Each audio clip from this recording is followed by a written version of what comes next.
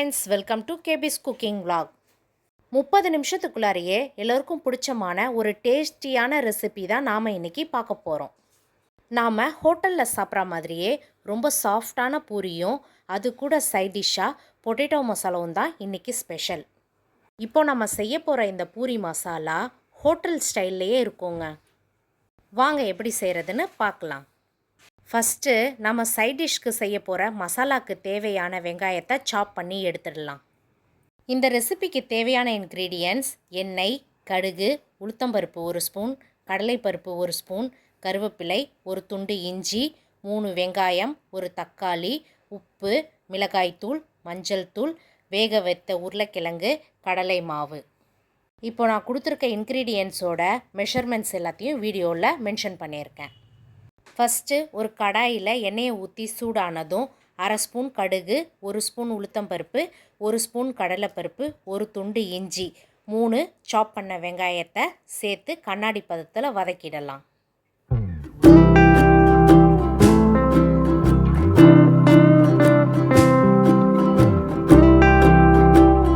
வெங்காயம் நல்லா வதங்கினதும் 3 பச்சை மிளகாய், கருவேப்பிலை, ஒரு தக்காளி, தேவையான உப்பு எல்லாத்தையும் சேர்த்து சிம்மில் வச்சு 2 நிமிஷம் வதக்கிடலாம்.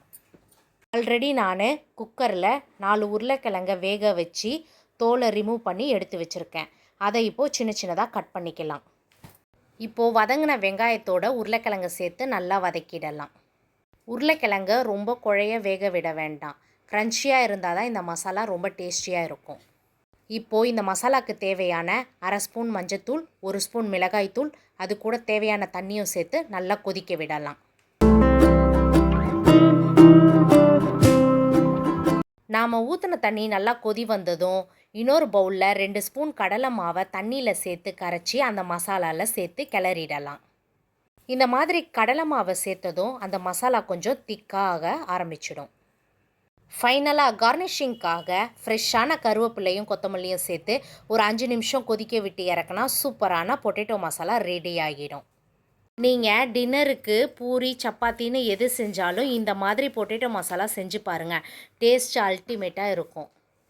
கண்டிப்பாக உங்கள் வீட்டில் இருக்கவங்களும் விரும்பி சாப்பிடுவாங்க.